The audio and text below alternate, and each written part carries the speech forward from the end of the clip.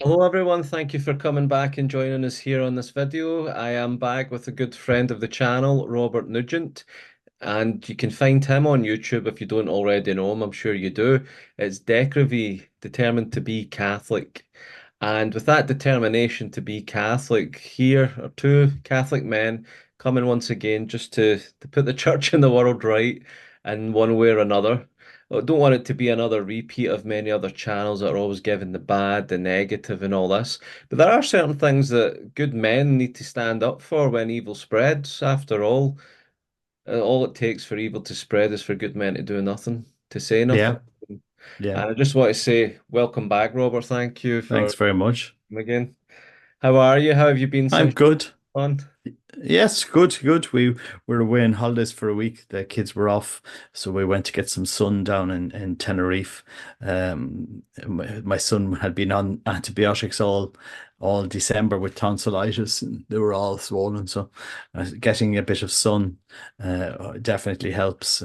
Change of weather. And we have an airport beside our house, Knock Airport, which is very handy for flying out. So yeah, we had a good week and just relaxed. And now we're back at work and back for another year. So we do. Excellent. Well, the fact that you say you're near Knock Airport, I do want to get out there myself because I have done a couple of videos on the channel. One about the apparition, and then a fellow Irishman of yours who's been on both our channels, Thomas Gallagher. So I've Hmm. got all this great treasure of knowledge of Knock and why it's so important for these times, taken in context of a lot of to do with Our Lady, our Blessed Mother's plans and apparitions. James Martin was given a talk. Yes, What was that? yes. Well, that was interesting because after Fiducia Supplicans, the big Christmas present that was given to the church, you couldn't have timed it at a worse time. James Martin obviously took full advantage of this new forms of blessing in the church, and he organized a stunt with the New York Times at the Jesuit residence, and the Jesuits American magazine, they were publishing articles in the New York Times saying the church is changing, subscribe to American magazine. So it's been a very interesting time, and I think the message then was sent from Rome that he needed to quieten down a little bit. That his interpretation of blessing two men holding hands who are civilly married didn't go down too well with everybody in Rome, or with a lot of bishops around the world. And little did we know that when Father James was doing all this, that he had been invited by the Irish bishops. Before that, he'd been invited by the Irish bishops to give a talk in Knock in Ireland, and he was this talk supposedly was supposed to be kept quiet. He wasn't supposed to talk about it. He wasn't supposed to talk about he was traveling to Ireland. It was supposed to be very hush hush. And the sad reality is, a lot of people, a lot of employees of Irish bishops or people around the Irish bishops weren't too happy with this conference happening in Knock, and it was leaked to me a month before. It was Oh, leaked. good. Yeah, it was leaked to me early January. And the thing is, when I didn't know who was leaking it to me. So it was like an anonymous email. This is going to happen. And I said, look, I need a confirmation on this, because sometimes you run with something and then it backfires on you, that you don't have the full story. And um, I didn't want to be the person leaking a story or talking about a story that I didn't know anything about. Mm. And then when he did arrive to Ireland, several people then were contacting me. So several people that I knew were sending me emails. James Martin's in Knock, um, and I said, look, I am. It's going to cause a furore if I talk about it. So I did a video on the message of Akita, which we're living in at this moment of time. We are living the message of Akita at this moment of time in the world and in the church. Bishops against bishops. Satan has the work of Satan has infiltrated into the church, and uh, that's really where I left it. I mean, I don't. James Martin is very polarizing in the church, and trying to, you know, especially himself. And there's another Franciscan, Cole, what's his name? Both of them have been, reproposing a new interpretation of the Bible, as if for 2,000 years the church didn't know how to interpret human sexuality and human relationships, and all of a sudden they're talking about this new interpretation of sacred scripture, and that it really is an interesting time in the church, and to see, you know the priorities, really, that struck me. If you think back to the synod and synodality, the priorities in there were, what was supposedly talked about so much was LGBTQ and women. So it was really a lot of talk about sex and power. Having who's going to have positions in the church, and very, very little about Christ. We've gone so much to the peripheries that the core of the church, the center of the church, very few people are actually talking about evangelization of Catholics, catechesis, the sacraments, encounter with Christ, personal relationship with Christ, prayer. Um, and I just can't make head nor tails of what is going on with our church leaders. That they would focus so much on one area and completely neglect the elephant in the room. Is, you're not fathers of the faith. You're not leading in the faith. You're not doing your job. That's simply what is happening, Mark. And there's no other way to put it unless you speak out and say, look, man up, lead, be fathers of the faith. I think the whole last 2 months, this whole discussion has been such a deflection from the true mission of the church. Yes, Cardinal Fernandez and James Martin, there needs to be maybe a different approach and how you minister in this area, a different, more sensitivity maybe, uh, but and a focus on the universal call to holiness, which is a universal call.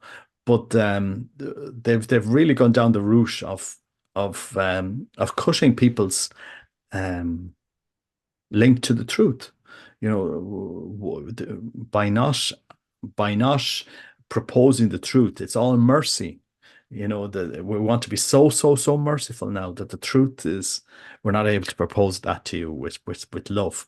We're so mercy. Whatever you do, that's fine, and you live your life the way you want to live it, and we'll bless you if you're coming looking for a blessing, even though we're not blessing the union, and the teaching of the church hasn't changed. But it's like nod, nod, wink, wink. Yeah, yeah, okay.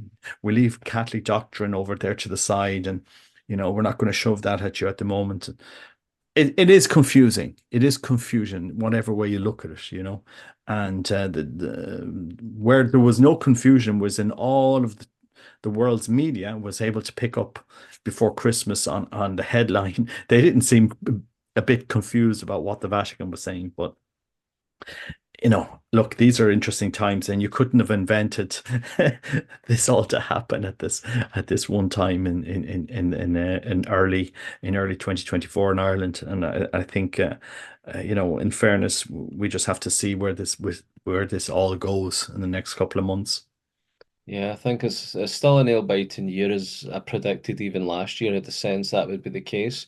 And I Yeah, think more and more it's going to just keep bubbling up. And I can sense societies that are starting to feel the strain, it's getting ready to implode in Europe. yeah, And yeah. I go looking for it, but even Ireland alone, just the past couple of weeks, things that are popping up on Instagram or the news feeds and Facebook or YouTube even, I'm just noticing things coming to me, and it's people are getting absolutely fed up about all the Palestinian marches in Ireland. I saw another video where they're saying, look, it's on O'Connell Bridge, all the flags of Palestine. They're just taking it off, saying this is Ireland. And I've seen big marches somewhere in Ireland as well because of the anti-immigration. And then we see in Knock, one of let's say, the major Marian apparitions, when you actually know what's behind it, why Our Lady chose there, when she chose there, and why more than one person who's seen as a seer, is saying knock is for the future. I kind of think Hmm. two people having had their own apparitions and mystical experiences have says knock is for the future long before I even started YouTube. So knock is paramount, and I think it's based on Eucharist. I think it's based on Our Lady's plan with Saint Joseph. I think with the symbolism of Saint John the Evangelist.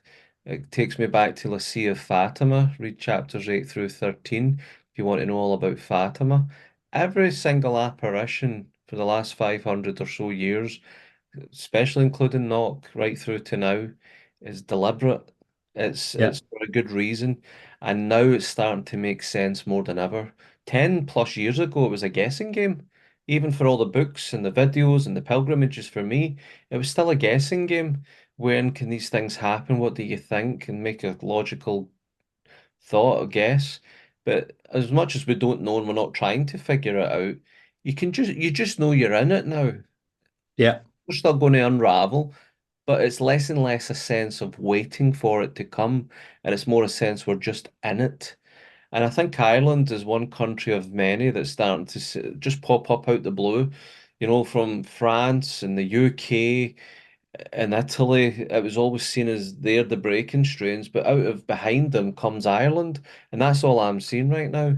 And for all people in the world to invite to the Knox Shrine, the bishop Yes. knew exactly who he was long before Yes. this deliberate camera tactic with the photographer and the two men holding hands at the blessing.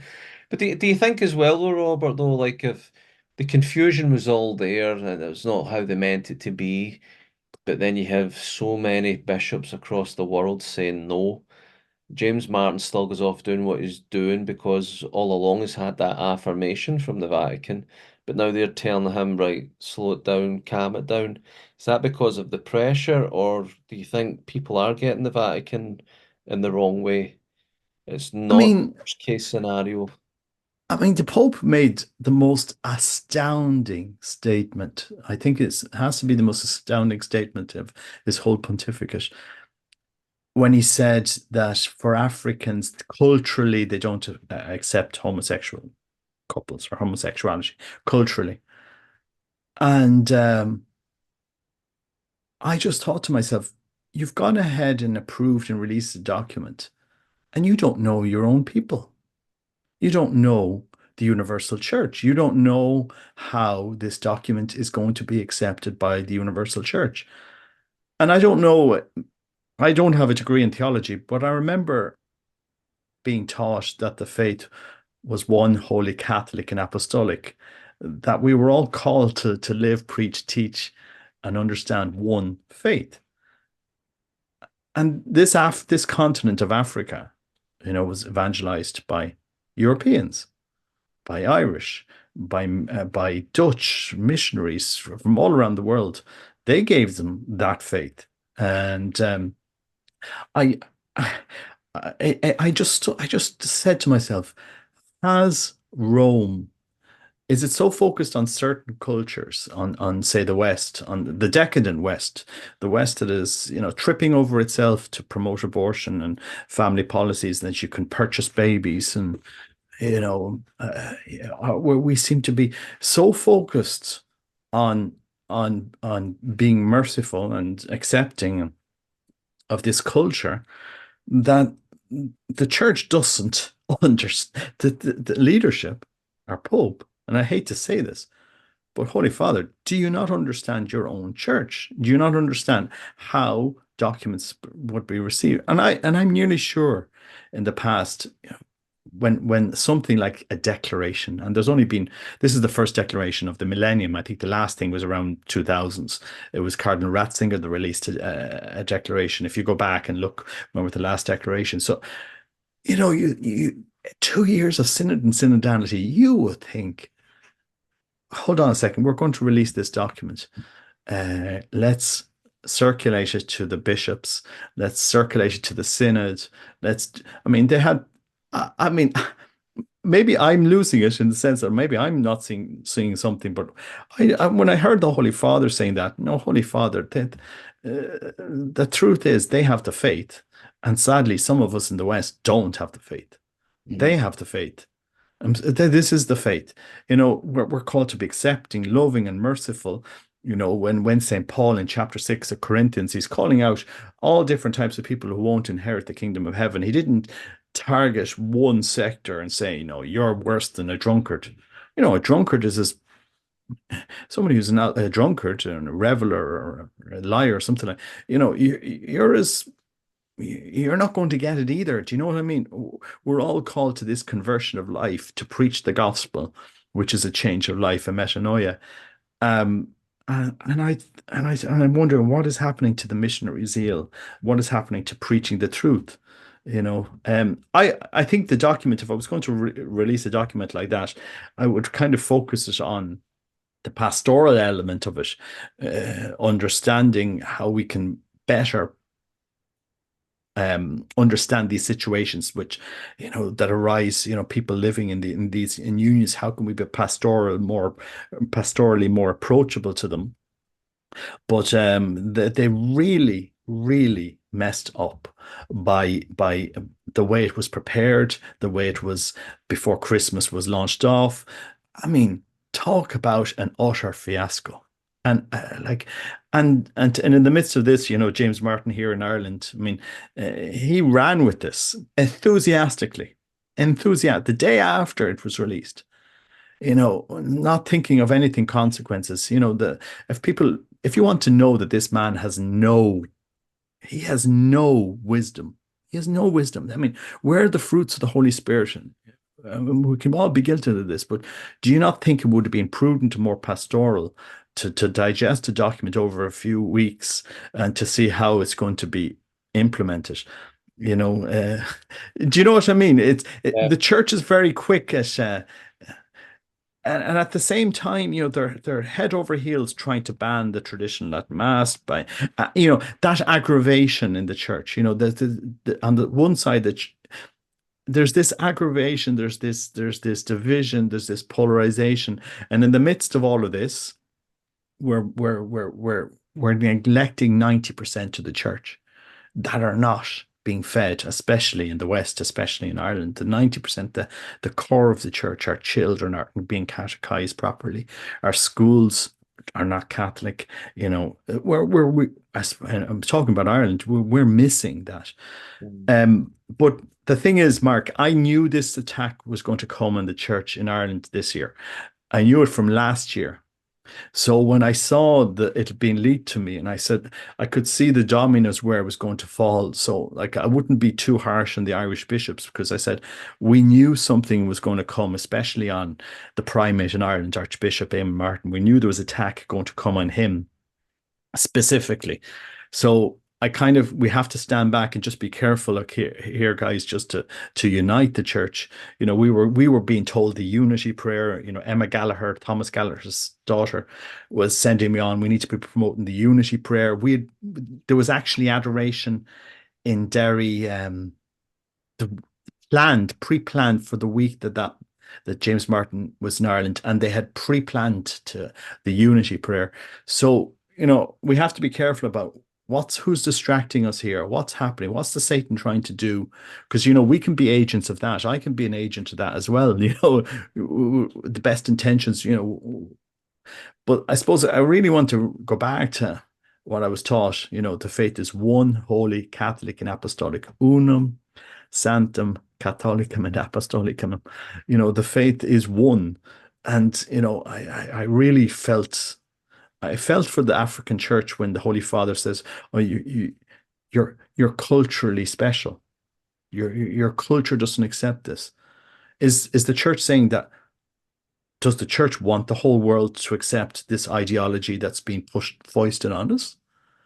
That we'll be, families, two guys will come with their kids that they've bought from a surrogate and come into church. Do you want this culture to pervade in the church? Does a child not have a right to a mother and a father? Or is marriage not between a man and a woman? I mean, it is very interesting to the ideology. The focus of the church seems to be very focused on the first world, on the synod and synodality, completely focused on Europe, on America, on a particular agenda. Who, and then they release a document that millions of Catholics were up in arms about. Bishops during Mass making apologies. Unprecedented confusion, Mark. This is, and there's no other way to say it. And it seems it's just sad. It's just sad that you know it's just sad after so much talk about synodality, you couldn't use that process to actually discuss that document. And anyway, that's really where that's really I think it's a very very interesting time in the church. And at the end of the day, before that document, everybody could have been blessed. If you were in whatever relationship and you went to a priest looking for a blessing, if any priest would have blessed you. Do you know what I mean? It would no priest would. It It's just just that sign of being in an awkward, out of touch way. And having 4 years in the seminary, meeting various priests and seminarians even, and parish placements, and growing up obviously as a Catholic even all those years beforehand. Not all priests, but I would have to say a majority of the seminarians and priests that I've encountered over my life, including the studying years, there is a barrier of reality, of life experience, of the one thing I like Francis had said is like you have to smell like the sheep. And I yeah, think that that's the gap, that's the awkward, out of touch. It's how they react to people's feedback, how they I found them in seminary, like even the formation staff lacked a lot of their own human formation. Their egos would bruise like a peach. yeah, The egos would also bring out their insecurities at the same time, and there was no escape for them. But we just stayed quietly. And I used to get so frustrated with the seminarians. So why are none of you speaking up just to say I don't quite agree with it because of A, B, and C? That's what I do in a daily day of work. That's yeah, what most of us do at work or in contact with friends or in contact with family. We speak. Sometimes if there's a falling out, sometimes there's a disagreement. You either do it professionally, you can do it kindly, or of course you can go the other way and let all guns blazing, and that says a lot of your character as well.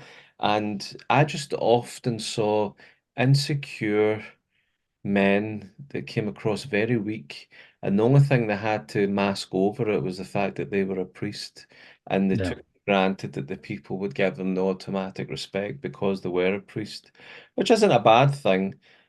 But I found the war wounds of seminary it's harder for me to do that. I'll always be I'd be respectful to anybody.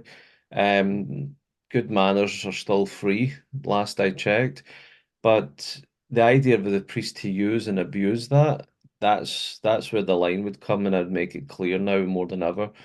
But I just kind of sense that there is an out of touchness, and I've heard many grown men say to me over the years, could you really see that priest getting like in with the beggars on the streets like some of us volunteers do? Do you see that priest actually on how to debate like some of these politicians can do? Do you see that priest being able to actually just be honest or whatever it would be? You just sense that they're not among the men, the lads. You don't see a heroic side to them. You don't see a courage. It's as if to say, don't rock. It goes back to this mentality, don't rock the boat. And I've had more than one priest coming over from the mission lands saying to me, yeah, we're always told when we come over here, this is the culture here. Don't rock the boat. Watch what you yeah, say, turning this. So there's a great enormous pressure with the bishops and priests because they know they're in a society that's going against the flow of the yeah, church. It's definitely the case, and they're trying to open the doors to allow it to come in some way. But if you're going to keep it bringing more and more homosexual men into the priesthood, what do you expect as yeah, well? And it's yeah, rife. We both know it's rife. And yeah, that's why I love what Father Chad Ripperger spoke about the fact that back in the 1960s, they did make I don't know if it was an encyclical or at least a church document from the Vatican to stop permitting them in. And it was probably common sense as well as other things.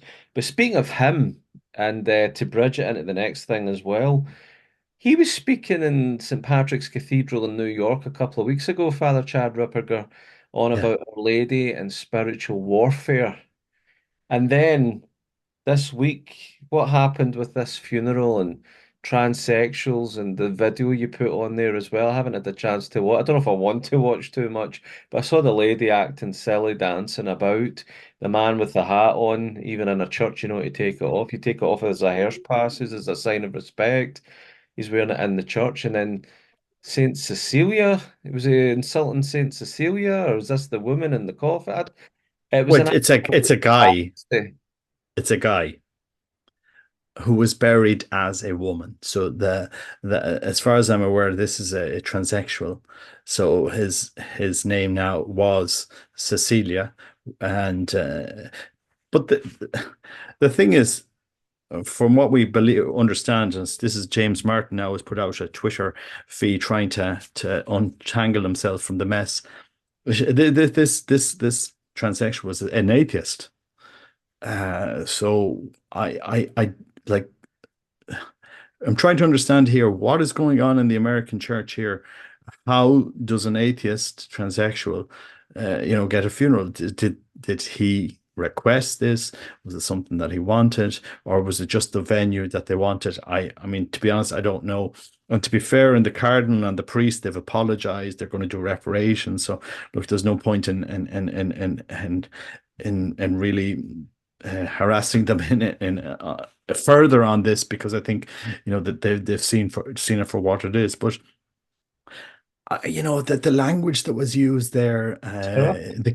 the canonization, it was just Saint Cecilia. They were calling this transaction Saint, and I just thought, you know what, it's in the end times, in these end days, are going to get a lot more.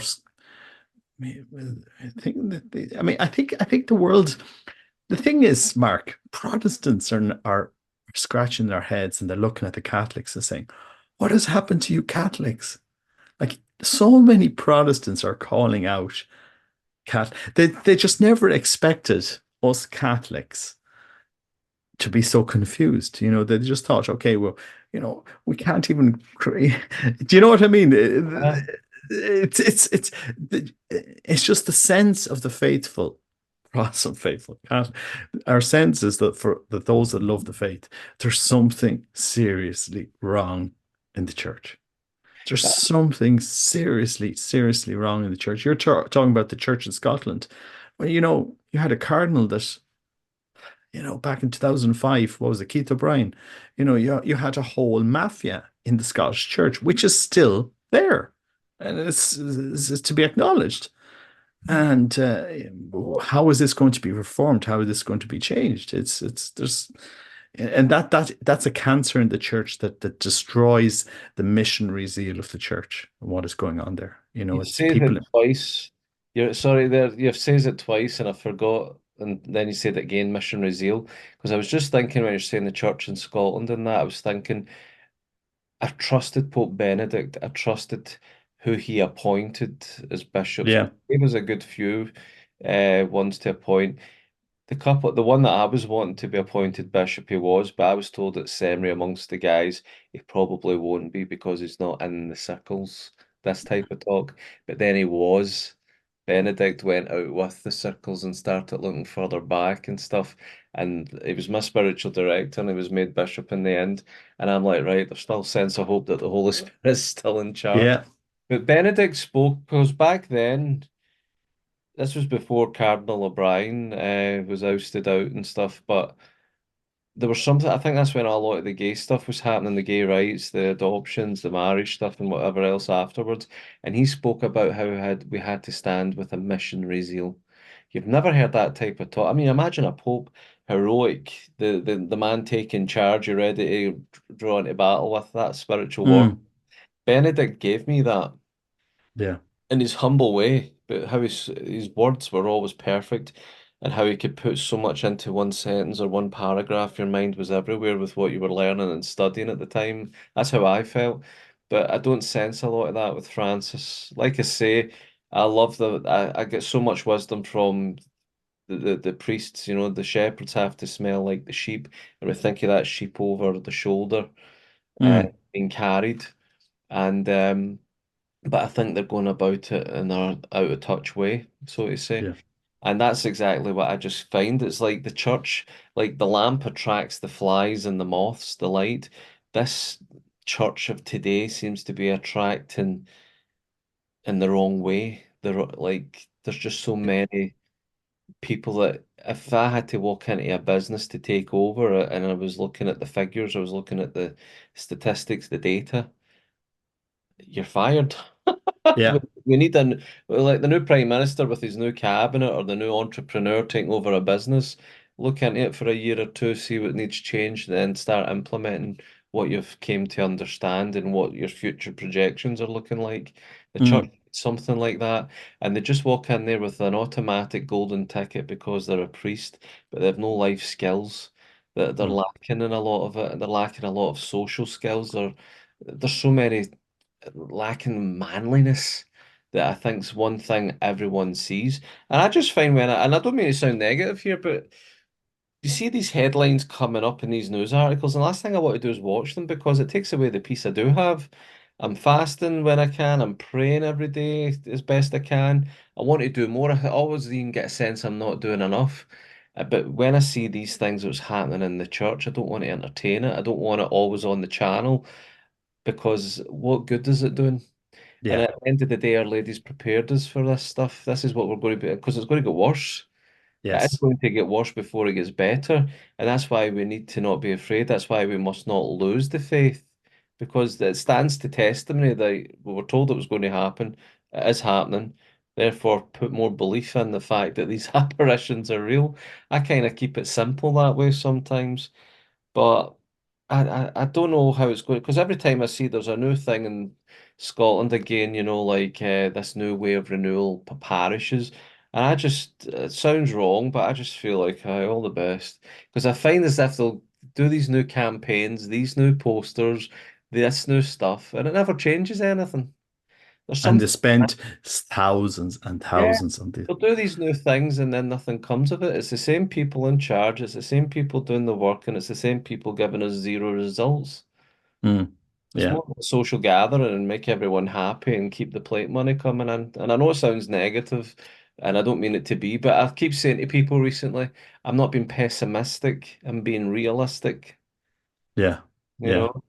But I Yeah. love the church. I love it. And that's why it only takes one great priest with conviction and courage, with clarity in his teaching to change everything. And I couldn't go over when I saw what was happening in St. Patrick's Cathedral with that transsexual funeral and the abominations basically was happening inside it. And just 2 weeks ago, the most famous exorcist priest in the world, probably right now, thanks to YouTube, was in the very same cathedral on the same altar speaking about spiritual warfare and Our Lady, why she was appearing where she has been and getting into all the stuff, how the demons work in this. He's gave a video in the past of the hierarchy within the demonic structure of those who are focused on breaking up family, of homosexuality and all the other ones. And it's like, what was the... I was more surprised to see Chad Ripperger in St. Pat's than I was to see that nonsense in it. I really, I Yeah. mean that hand in my heart because I remember just a few years back, Michael Voris, Church Militant, they had a big focus on Cardinal Dolan. He was a controversial man. A lot of things in the closet there that they were trying to uncover about him. And of course, we all know what's happened with Michael himself with Fallen.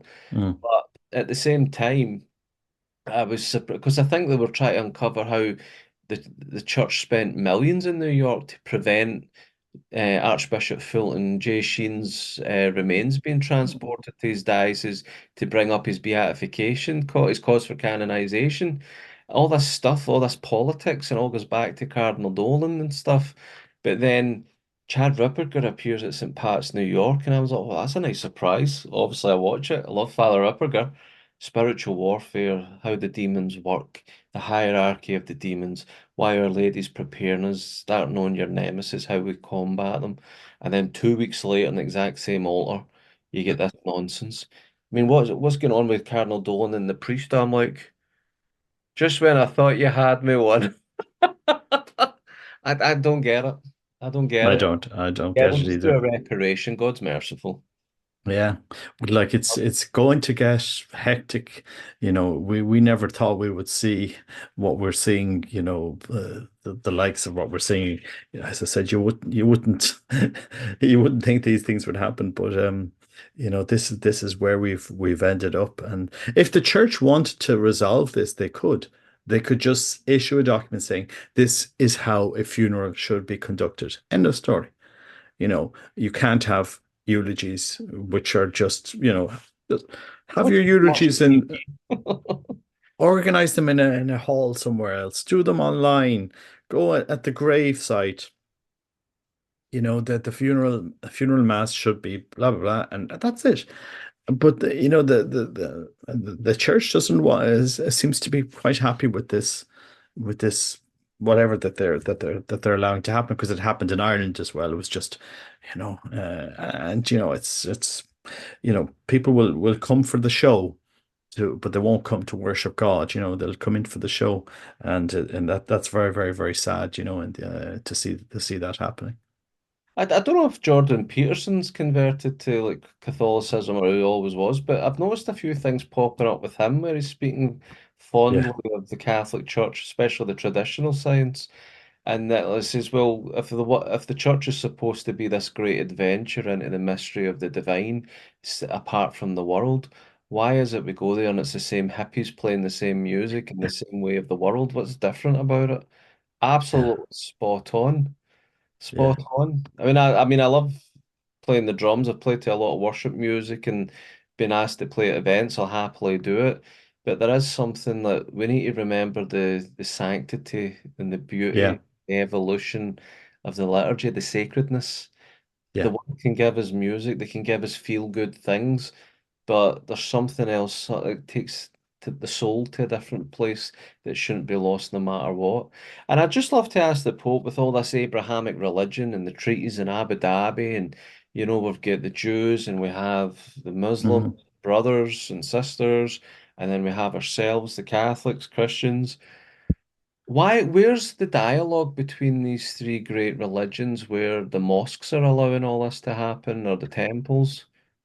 What You queers would it for would Palestine can't even walk in the pro-Palestinian march for Palestine. They're all I getting know. away. How are they supposed to get into the mosques? Yeah, yeah. It's Find the Jews. fascinating. Yeah, Christians evangelizing in Jerusalem get spat on with all the young Jewish boys. I've seen the videos. I You know. try to bring this stuff of St. Pat's Cathedral into the temples, the synagogues, the mosques. It's never going to happen. Why No. is it the Catholic Church? Yeah, You I know know, it's fascinating. So it is, but sure, we definitely live in interesting times, and in the world and everything like this. So, we see Putin expanding.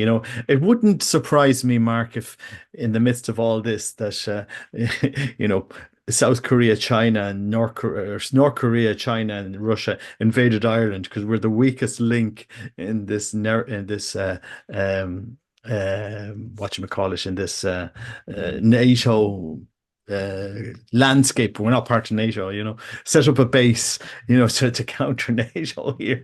I wouldn't be surprised at the doomsday mission. That's what some people think might happen. I don't know. You just don't know what's going to happen. It's just interesting times. So it is. well, I watched half of the Tucker Carlson interview with Putin, and the man just makes sense. I mean, anybody would make sense that are against Joe Biden, right enough, these days. But the West Yeah. is so tyrannical getting. I mean, we lost Russia today just so we couldn't hear the other side of it. And this is the first time Putin's done an interview in a few years. But you know what? You hear Alex Jones, you hear Russell Howard, is it Russell Brand? You hear Tucker Carlson, and I'm like, guys, you are all speaking the same language as us, but there's one thing you're missing is the Yeah. source of two, the why. Why is this coming about? Why is it happening? Don't look at the why of the corruption in the world. Look at the why, because Our Lady's been telling us for centuries, and with the last century especially, it's more frequent, it's more blunt, it's more at the ready.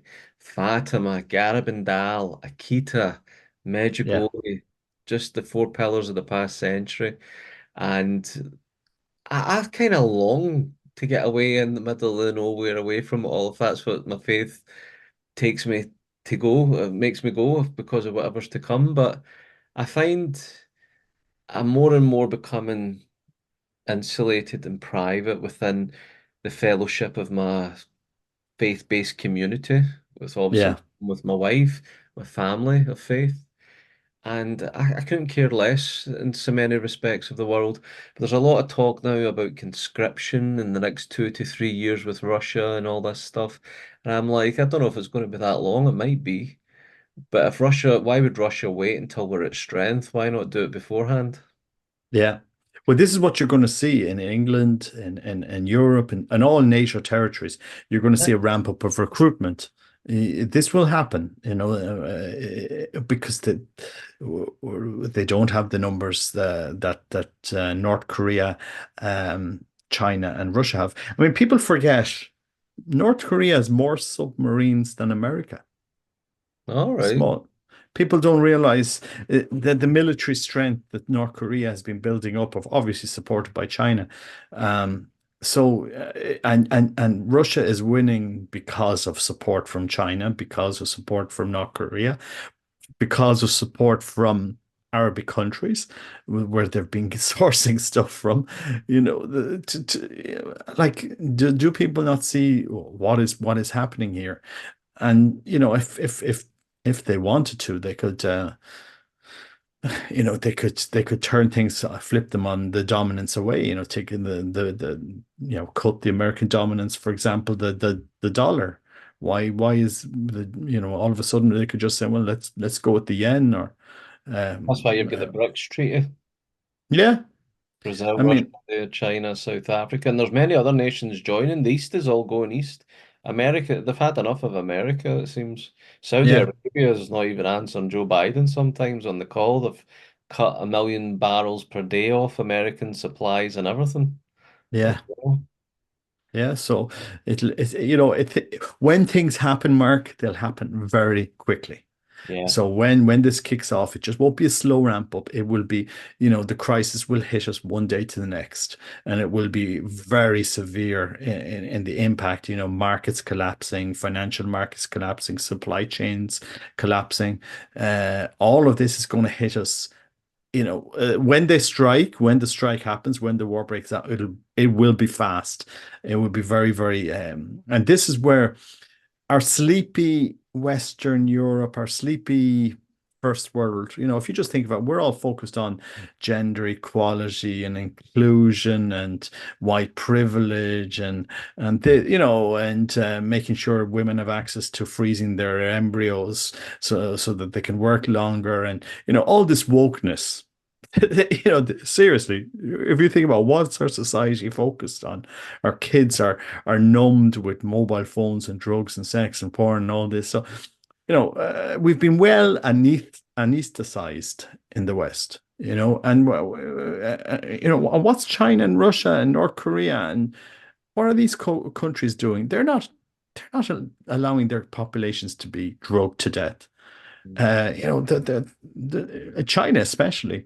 So there's something, we when this conflict kicks off, which it will, all of the indicators are showing it will happen.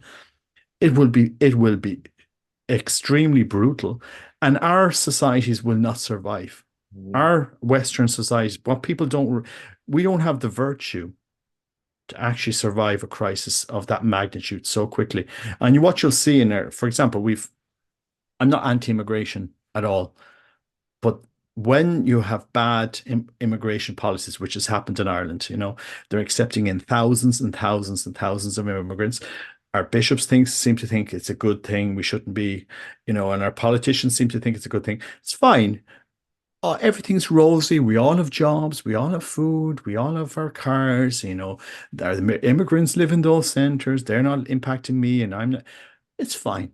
But when crisis happens, and you just have to look at history, when a crisis happens in a society, the first thing that people will point at are those that shouldn't be here.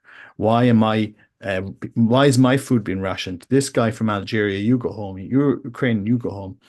And this is where the friction picks off. We have 24 migrant centers in Ireland being burnt down so far. People don't realize this. 24 of them. They're the largest hotel in Drogheda in the east. The largest hotel. They're talk of turning it into a migrant center. It is the only hotel in that town. With businesses around there. It's just like, guys, do you not realize it's all very well now that you do this, that you're spending 800 million on pets, Ukrainian pets. That's what the Irish government That's spent. your Hey, money. That's your that's money, my bro. money. That's 800 million. And people think, oh, yeah, it's fine. But you see, when the crisis kicks off, we all think, oh, the war is over in Russia, it's over in Ukraine. No, nothing's going to happen to us in Europe. All it takes is one strike. All it takes is is NATO backing down over Ukraine? It's not. It's not backing down. Zelensky says they're running out of weapons, they're running out of ammunition. So what's the next step? They'll start pumping more into it, to keep the war going. At some stage, NATO will go into Ukraine, and you will have full-on war. And what's Russia going to do? Does China just abandon Russia? No, China can't afford to see Russia collapse. This is what the world doesn't realize. It's not just about Russia. China cannot afford to see, what NATO is trying to do is destroy Russia. Is trying to do what it did to Germany. Go in, destroy Russia, partition Russia as such. Say, hey, China, you take the eastern part. We'll work with the European part, and let's take Putin out. Let's take the system out. That's what they're trying to do. This is like, I make no bones about it. So who's going to strike first in this? This war is coming, whether you like it or not. And when it comes, it's going to be brutal. And people do not see the moves that are being made in this chess game. People just not don't see it, what's coming. And Our Lady has specifically warned us about these times. Specific called it out, and she said in Akita, if well, have things gotten better? Satan will infiltrate into the church.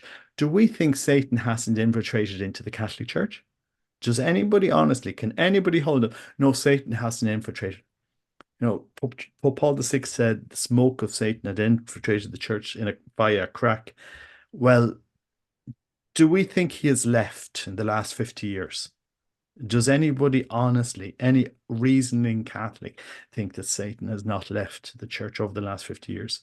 He's Mhm. just got stronger and stronger and stronger, to such an extent that we've eclipsed our worship of God, and we've introduced the progressive worship of ourselves.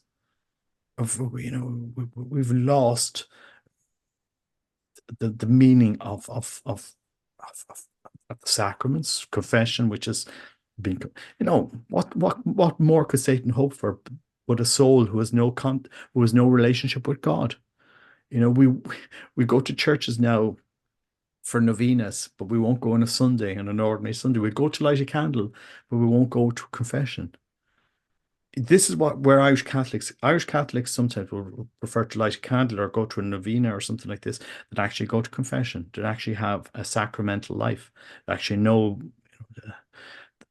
Look, these are interesting times, but I think just people look at the picture look at the landscape of what's happening, the players that are positioning itself. We have Hungary. Mark, listen to this. Hungary's president was forced to resign. Did you remember the just a few days ago, the lady Novak? She was the first female president of Hungary. She was forced to resign because of they pardoned somebody that had covered up sex abuse. So they pardoned a few people last year. All came to light suddenly, and then no sooner had she resigned, the gun was to Orban's head, and Orban had to come out and says, "Yes, we're going to speed up the accession of Sweden to NATO," because they were holding back NATO's accession. So somebody is getting to these players. Somebody is. pressure is being put on people at this moment, those that are managing this war. The pressure. And it's the same with the church, you know. We're all part of this new Abrahamic religion, are we now? Supposedly, we're all children of Abraham, so we're all part of this is the umbrella now of, you know, we have the Catholic Church and we have Judaism and Islam and Protestantism, but above that, there's Abraham, the father of every. Really? Is this really where we're walking into? So, But yeah, the devil only seems to want to hang about the Catholic Church. yeah. I mean, like honestly, just think about it. You know, just Akita's prophecy. There is very, I mean, it wasn't just the thing is with Akita, it wasn't just the message. If you think about it, it wasn't just the message. You have the physical phenomenon, the verified physical phenomenon of that statue with the wound, that statue that was weeping. It's, you know, if you wanted more supernatural signs for that message for our times, you couldn't have found them more but in Akita. And it's approved. You know, Yeah, the bishop, it's approved. He went to Rome. Ratzinger approved it. There's been nobody's been calling out. And now when we see Akita actually, the prophecy actually fulfilling ourselves before our eyes, we're looking at the church, we're looking at the world, you know, we're killing in Ireland 10,000 of our kids every year in abortion. Well, you know, behind that abortion, you have, you know, people that are caught in sin, you know, that are caught in a life of sin, you know, of separation from God. They couldn't care less about God or religion or Catholicism or, you know, it's they have completely turned it away, you know, and we celebrated this in Ireland. You know, people forget abortion just wasn't introduced by our politicians here. We voted for it in our millions. yeah. I Well, remember them jumping for joy when the result. yeah, yeah, exactly. And then politicians that were supposed to be pro-life said, "Oh no, well everybody's voting for it now, so I'm not pro-life anymore. I'm pro-choice, and I'll pass the laws." And you know, it was a fair weather values you had. But this is where we are, and you know, you're talking about Chad Ripperger giving that famous homily 2 weeks before on spiritual warfare. Well, of course, that place is going to be attacked.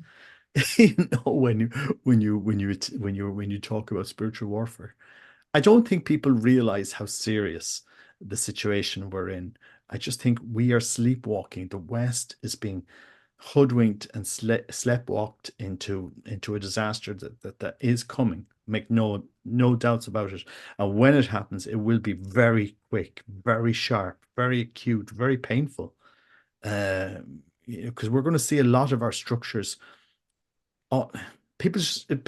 I work in supply chain, Mark, for 23 years. So I'm a businessman, not just a Catholic blogger. I'm actually a businessman. I've worked in business for 23 years, and people don't realize what it could happen day to day when you just, for example, Russia bombs Rotterdam, a port, or or uh, or or or any of the major shipping routes, the Suez Canal, or you know, your supply chains quickly collapse. Yeah.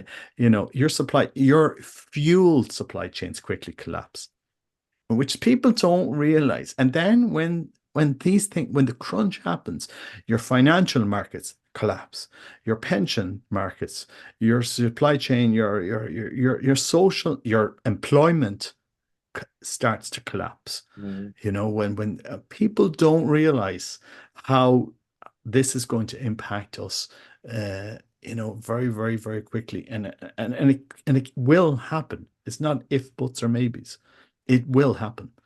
So anyway, that's just my thoughts on that subject. True, Anyway, because I did the video last week with all the farmers, the track, yes. all the even Ireland and Scotland and England apparently and getting The involved. Irish are way too late to the game. I Yeah, mean, the Dutch were on it, the Germans, and then the Irish farmers probably said, "Oh, look, everybody's protested. We better get out and do so." yeah. They're not leaders when it comes to They really are. And it's the truth. The Irish are more followers. Oh, all these European farmers are protesting. We might as well get up to send a Pacifist few like tractors well. up. But all that being said, I know we've covered a lot of stuff that's hard talking for a lot of people. Think it's all the doom and gloom of the bad. I mean, I don't feel that when I talk about this, probably because I've done it for so long and been aware Yeah. of so much of what Our Lady's bringing. But maybe if wrap things up, then what's the promise of something better to come? How are you best preparing for what we know is coming? You're in the way of knowing all these things as am I. But for someone listening to this, maybe just picking up something new along the way, how best to prepare for things getting worse before they get better? What are you doing? What's your plan and thinking? Well, I think it's just the awareness because once you know that something is coming, you're prepared for it spiritually. Your channel was a preparation channel, and you can see our Lord, the Holy Spirit, calling certain people, just to make no, you're off track. So I mean, there's great hope here because the after the triumph, there will be a time of peace. But we're going to go. The church is going through its crucifixion. Father Iannuzzi speaks about this, and Luisa Picaretta and stuff like this. So many mystics, so many people. It's all converging on Daniel. What's his name? You O'Connor? interview, huh? Daniel O'Connor? Daniel O'Connor. I mean, he's done a lot of work like that, like yourself. Like you're both mapping, all together. And I suppose afterwards, when it does kick off, which a lot of people expect it will, at least we're there to help people through the transition, through this change, because it's going to be very painful, and it will be painful. It will be shocking. And so, it's the crucifixion is coming, but then the peace will come for the after that. So it's going to be interesting times. I mean, it's a great time to be Catholic. I mean, what times we were born into, but it's going to be interesting times after that. So we'll see where it goes and what's going to come next. And just to echo Father Ripperger a couple of weeks ago at St. Pat's, and I'm sure others have said it before, I'm sure we've even said it once before. The saints of yesteryears looked to the future, they looked to our times, and that was what they want. That's when they wanted to be living. The saints like St. Francis, St. Yeah. Augustine, they all wanted to be living in our days, this generation, because they knew what was coming and what they could offer to the Lord, how they could spread the gospel, how they could really put the true call of God's divine will into their Yeah. life. And that's what we need to take with our heads held high, that courage, the gifts of the Holy Spirit, that everything Our Lady's been preparing us for in our apparitions. She's given us the remedies to make this mitigated as much as possible through prayer and fasting and the sacramental life of the church. And that's where I would just invite everyone, if whatever stood out here maybe left a knot in your stomach, it did for me once upon a time. Not anymore, because I'm walking with Jesus, I'm walking with Our Lady, I'm putting everything into practice from the traditional teaching of the church through her messages, and I'm trying to wade through the nonsense that's coming from the world and the church these days because we were told it was coming. And whatever comes hereafter in the very near future, it's holding on to that rosary, it's holding on to that hope of faith that we have a mother in heaven, as Padre Pio told us. And when these things do come, God is going to step in through his love and his mercy for his children. And we just need to hang on to faith. Yeah. Indeed. We get an amen. Amen. Amen. Thanks.